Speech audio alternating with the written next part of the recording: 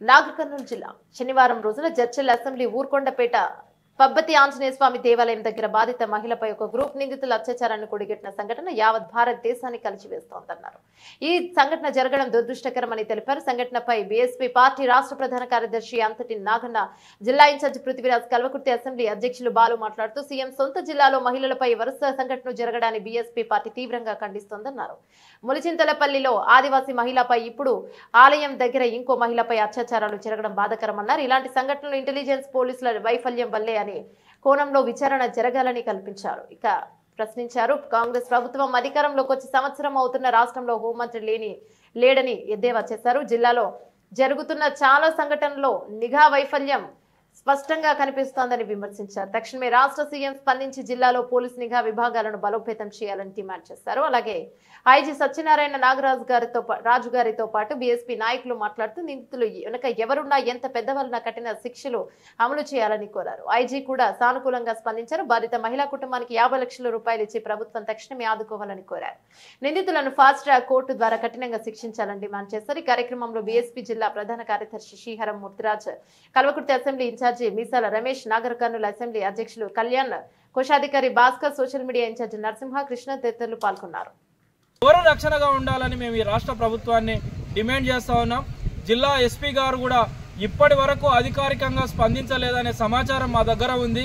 అది నిజమైతే గనక తక్షణమే జిల్లా ఎస్పీ గారు స్పందించి అసలు ఎంతమంది మీద కేసు అయింది, ఎవరిని రిమాండ్ పంపిర్రు, రిమాండ్ రిపోర్టును బయట పెట్టాలని మేము అడుగుతా ఉన్నాం.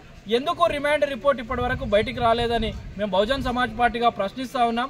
ఈ జిల్లాలో ఏ సంఘటన జరిగినా దాన్ని మరి ముఖ్యమంత్రి జిల్లాని దాచిపెట్టే ప్రయత్నం చేస్తూ ఉన్నారని మేము జిల్లా అధికారులను అడుగుతా ఉన్నాం.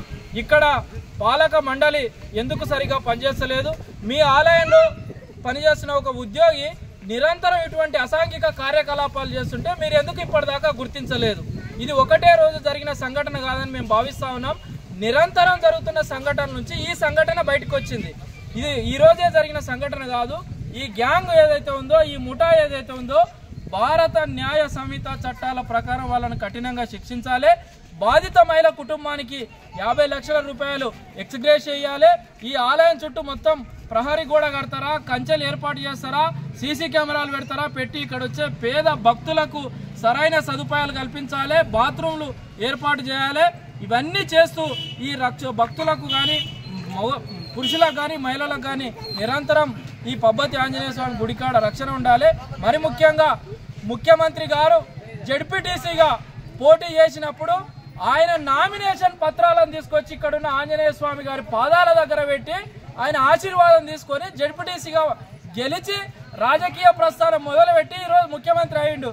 మరి ఆయన జడ్పీటీసీగా ఆయన రాజకీయ ప్రస్థానం మొదలుపెట్టిన గుడి దగ్గరనే ఎలాంటి సౌకర్యాలు లేవంటే ఈ పాలన ఎట్లా ఉందో అర్థం చేసుకోండి ఒక్కసారి. ఈ జిల్లా అని ఊకదంపుడు ఉపన్యాసాలు, పాలమూరు మీటింగ్లో 1,00,000 కోట్లు కావాలని అడగడాలు కాదయ్యా, మాకు పనులు కావాలి.